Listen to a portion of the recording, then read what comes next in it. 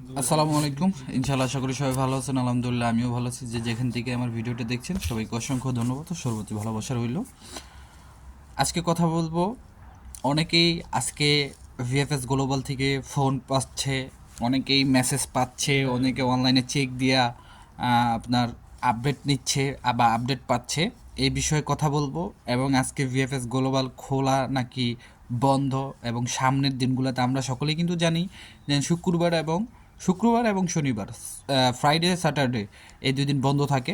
এটা আমরা সকলে জানি। এই বিষয়ে কথা হবে এবং ভিসার আপডেট দিব, মানে যাদের রেডি ফর কালেকশন আসছে বা ভিসা ইস রেডি, এইসব বিষয়ে কথা বলবো এবং ফ্যামিলি বিষয় নিয়ে কিছু কথা বলবো। তো অবশ্যই সর্বশেষ অ্যাপয়েন্টমেন্টের বিষয়ে কিছু কথা বলবো। তো আপনারা সবাই ভিডিওটা পুরোটা দেখার চেষ্টা করবেন ইনশাল্লাহ।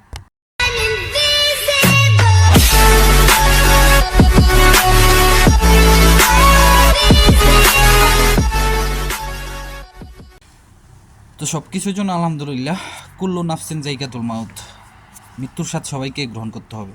এই বিষয়টা আমরা সকলেই জানি। হয়তো আপনারা একটু অবাক হইতেছেন যে ভাই আবার এটা কি শুরু করছে, গতকাল থেকে এই কথাটা বলতেছে। আসলে কার কখন কোন সিচুয়েশন আছে এটা কেউ বোঝে না। আসলে আমাদের এই জিনিসটা সবসময় মাথায় থাকার দরকার। এই কথাটা কেন বললাম, যে সব কিছুরই একটা শেষ আছে, তাই না? সব কিছুরই একটা শেষ আছে। সেটা আপনি যে যে কোনো জিনিস, কোনো কিছু কিন্তু স্থায়ী না, স্থায়ী কোনো কিছু নাই পৃথিবীতে। তো এই যে আপনারা যারা ভিসা পাচ্ছেন না, রিজেক্ট হচ্ছেন, আপনাদের মনের অন্তরস্থল থেকে সমবেদনা জানানো ছাড়া আর কোনো ভাষা আমার কাছে নাই। বা যারা আগামীতে রিজেক্ট হবেন, কিন্তু মনোবল ভাঙলে হইব না। যে বস্তু হইব যে ভালো মন্দ মিলেই কিন্তু আমাদের জীবন, তাই না? হয়তো এইবার সাকসেস হন নাই, আগামীবার হবেন, এরকমভাবে চেষ্টা করে যান। আপনাদের জন্য কিন্তু সামনে দরজা খোলা আছে। আবার 2023-এ 2025-এর কিন্তু আরেকটা আবেদনের রয়ে গেছে, সেখানে আপনারা ভালো কোনো মালিক খোঁজেন বা কিছু খোঁজেন। যদি আপনারা চান যে আমার মাধ্যমে জমা দিবেন এরকম কোনো কিছু, তাহলে এখন না মে অথবা জুন মাসে আমার সাথে আপনারা যোগাযোগ করবেন, ঠিক আছে? আমি বেসিক্যালি কিন্তু এখন তুরিও আমার ফ্রেন্ডদের যে ভিসা এগুলা কিন্তু এখন তুরিও পাই নেই। ওদের পাসপোর্ট ফেরত দিয়ে দিছে, বাট ওকেও কিন্তু ইমেলের মাধ্যমে অ্যাপয়েন্টমেন্ট পেয়েছি। তো সেই কারণে আমরা শিওর আছি ইনশাল্লাহ ভিসা হবে। তো মেনত যে বিষয়ে কথা বলতে চাই, আপনারা স্ক্রিনে একটা ছবি দেখতে পারতেছেন। উনি আজকে মেসেজের অনলাইনে চেক করছে এবং ওনাকে ফোন দেওয়া হয়েছে। অনলাইনে চেক করছে, উনি দেখেছেন ওনার পাসপোর্ট রেডি হয়ে গেছে। উনি জমা দিয়েছিল হচ্ছে 2023-এর অক্টোবর মাসের 1 তারিখে জমা দিছিল। আপনারা তো দেখলেনই। তো আসলে উনি স্পন্সার নাকি এগ্রিকালচার সেটা আমি খুব ভালো করে জানি না, কারণ এই স্ক্রিনশটটা যে গ্রুপগুলোতে আছে সেই গ্রুপে দেখলাম, সেখান থেকে আমি কালেক্ট করছি। তো এই যে এখন একটা বিষয় হচ্ছে, অনেকেই বলতেছেন আমরা পাসপোর্ট পাই নাই এখন তুই, এই কথাটা কিন্তু অনেকেই বলতেছেন। আপনাদের জন্য আমি একটা কথা বলি, যে আপনারা জানেন অধিকাংশ পাসপোর্ট আপনার ফেরত দেওয়ার শেষ পর্যায়ে। তো এই যে এখন এই ভাইয়ের পাসপোর্টটা কিভাবে আপনার পেলো বা ফেরত দিল না, এরকম কিছু, সেখানে কিন্তু রেডি ফর কালেকশন উঠছে। বুঝতে হবে সেখানে কিন্তু রেডি ফর কালেকশন হচ্ছে। এখন কথা হচ্ছে, এই যে যে রেডি ফর কালেকশনটা উঠছে, তিনি যদি পাসপোর্ট ফেরত পেয়ে থাকে, ধরেন আমি পাসপোর্ট ফেরত পাইছি, আমার জমা ছিল 2023-এর অক্টোবর মাসের 1 তারিখে, আমি পাসপোর্ট ফেরত পেয়ে গেছি। তো এখন অবশ্যই যদি আমি ভিসা পাই, তার জন্য তারা আবার আমার পাসপোর্ট তাদের কাছে জমা দেওয়ার জন্য বলবে, তাই না? তো আপডেটটা কি আসবে, যে আপনি দয়া করে আপনার পাসপোর্টটা ভিএফএস গ্লোবালে জমা করে যান আবার পুনরায়। অন্যথায় যদি এরকম আসে যে your application is ready for collection, তাহলে বুঝে নেবেন রিজেক্ট। যদি আপনার থেকে পুনরায় আবার পাসপোর্টটা না চায়, আর যদি আপনারা পাসপোর্ট ফেরতও দেয় নাই, যারা 2023-এ আছেন বা 24-এ আছেন, ধরেন পাসপোর্ট ফেরত দেয় নাই, পাসপোর্ট ভিএফএস গ্লোবালেই জমা, এতদিন দেখছেন স্টিল আন্ডার প্রসেসিং, এখন দেখছেন visa is ready for collection, সেই ক্ষেত্রেও কিন্তু রিজেক্ট এবং ভিসা এই দুইটার ভিতরে যে কোনো একটা হতে পারে। তবে এতটুকু মনে হয় যে ভিসাই বেশিরভাগ হওয়ার সম্ভাবনা বেশি। তবে যাদের এখন তৈরি পাসপোর্ট পান নাই, ইনশাল্লাহ আমি আমার যতটুকু মনে হয় বা যতটুকু বুঝতেছি, যতটুকু শুনতেছি মানুষের থেকে, যতটুকু আপডেট পাচ্ছি, যে তাদের অধিকাংশই হয়তোবা ভিসা পাওয়ার অ্যাবিলিটি রাখেন, যার কারণে তাদের আর ফেরত দিবে না। কারণ ফেরত দিয়ে তো লাভ নেই, যদি এম্বাসি যে পাসপোর্টগুলি এখন জমা আছে বা যারা যেগুলো এখন তারা ফেরত দিতে পারে নাই বা ফেরত দেয় নাই, যদি তারা এম্বাসি থেকে বসে কন্ট্রোল করে দেখতে পারে যে না ভিসা পাওয়ার যোগ্যতা এই অ্যাপ্লিক্যান্ট রাখে, তাহলে তারা ভিসা দিয়ে দিব, তারা তোর পাসপোর্ট ফেরত দেওয়ার কোনো যুক্তি আমি দেখি না। এখন অনেকে কমেন্টস করেন যে না আমি ইতালির প্রেপুত্তরায় কাজ করি, ভিএফএস গ্লোবালে কাজ করি, অনেক ধরনের বকা দিয়ে বলেন। তো তাদের উদ্দেশ্যে বলি, আমি জাস্ট আমার ওপিনিয়ন শেয়ার করতেছি, আমার মতামত। এখানে তো আমাকে কিছু বলার রাইট আপনি কিন্তু রাখেন না। তারপরে যেহেতু পাবলিক প্ল্যাটফর্মে ভিডিও করতেছি, সেক্ষেত্রে আপনি আমার একজন ভিউয়ার্স, আমার একজন শুভাকাঙ্ক্ষী হিসেবে অনেক কথাই আমার বলতে পারেন। এটা আই অ্যাপ্রিসিয়েট, এটা আমার আপনার অ্যাকসেপ্ট করতে হবে, এর জাস্ট এইটুকুই। কিন্তু এই কথাগুলি কিন্তু আপনি দেখছেন পিছনে যা যা বলছি, একদিন পরে হোক একদিন আগে হোক হয়েছে। তো ইনশাল্লাহ সামনের দিনগুলোতে হবে। তবে আমি অনিশ্চিত কথা খুব অনিশ্চিত কথার থেকে বিরত থাকাই ভালো, কারণ অনিশ্চিত কথা আমি আপনাদের বলতে পারি ইনশাল্লাহ হতে পারে এরকম। তারপরে দ্বিতীয় যে বিষয়টা, আপনারা ফ্যামিলি অ্যাপয়েন্টমেন্টের বিষয়টা আমি সর্বশেষ বলতেছি। ফ্যামিলির বিষয়ে যে কথাটা বলছেন, ফ্যামিলি ভিসার কথা অনেক আপুরা বলতেছেন, অনেক ভাইরা বলতেছেন। ধরেন আপনার আলেজ্য কিনে হয়েছে বাসা থেকে, আলেজ্য যে বাসা থেকে দেওয়া হয়েছে, এখন আপনি ভিসার কার্যক্রম এম্বাসিতে জমা দেওয়ার পরে কোনো কারণে সে আলেজ্য কেটে দিছে, বা ধরেন আপনি আলেজ্য 1 বছরের নিয়েছিলেন, সে 1 বছরের সময় শেষ হয়ে গেছে, আপনি ভিএফএস গ্লোবালে জমা দিয়েছিলেন, ঠিক আছে। তারপরে আরেকটা বিষয় হচ্ছে, ধরেন রেসিডেন্টের যে বিষয়টা, রেসিডেন্ট যে বাসায় ছিল হয়তো বা রেসিডেন্ট কেটে দিয়েছে, বা আপনার রেসিডেন্ট যে বাসায় ছিল বাসাটা বিক্রি করে দিয়েছে, অনেক কিছুই হতে পারে। তো সেই ক্ষেত্রে কি আপনার ভিসা পেতে বাংলাদেশ থেকে কোনো সমস্যা হবে কি না?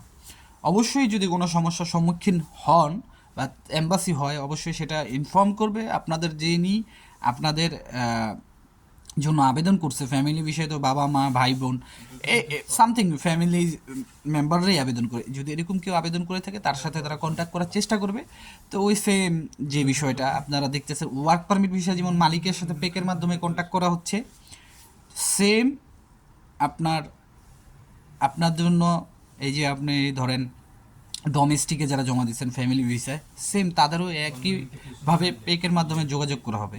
আপনারা এটা জানেন কিনা আমি জানি না, এখানে ইতালিতে যাদের রেসিডেন্সে প্রত্যেকেরই একটা স্পিড আইডি আছে, যেটা দিয়ে আপনার কাজের কন্ট্যাক্ট হাবি জাবি ইতালিতে যত কাজ আছে এই স্পিড আইডি ছাড়া কিন্তু হয় না বা করা যায় না, স্পিড আইডি দিয়েই সবাই করে, আমি যতটুকু জানি বেসিক্যালি। তো এক্ষেত্রে বলা যায় সম্ভাবনা যে সমস্যা হওয়ার সম্ভাবনা খুবই কম। আর অবশ্যই ডিএনএ টেস্ট করলে সেটা ম্যাচিং না হলে ভিসা পাবেন না, এটা ফ্যামিলি ভিসার ক্ষেত্রে।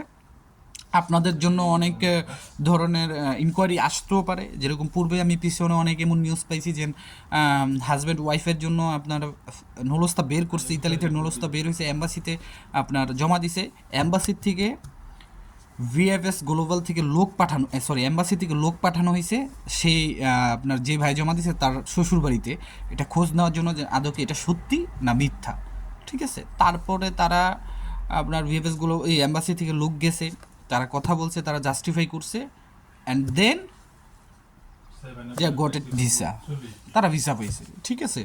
তো এই এই এই বিষয়গুলি হতে পারে আপনাদের সাথে, এটা একদমই নর্মালি সিম্পল বিষয়, তো এখানে ঘাবড়ানোর কিছু নেই। আর সর্বশেষ অ্যাপয়েন্টমেন্টের যে বিষয়টা দেখেন, অ্যাপয়েন্টমেন্টের যে বিষয়টা আমরা বলতেছি কিন্তু অ্যাপয়েন্টমেন্ট দেওয়া শুরু, হ্যাঁ, কারণ এটা কিন্তু 23 তারিখে তারা ঘোষণা দিয়ে দিছে। আপনারা যে নোটিশটা পড়ছেন সেখানে কিন্তু বলে যে যারা এখন তুই আবেদন করেন নাই আপনাদের কিন্তু আবেদন করতে বলছে, এবং যাদের আবেদন করা হচ্ছে সেম জাস্টিফাই কইরা তারা কন্ট্রোল কইরা তারপরে একদম সরাসরি আপনারা জমা দিতে পারবেন, ঠিক আছে। তো এখন কথা হচ্ছে যে দু একজন পেতেই পারে, গণহারা যেন পাবে এরকম না।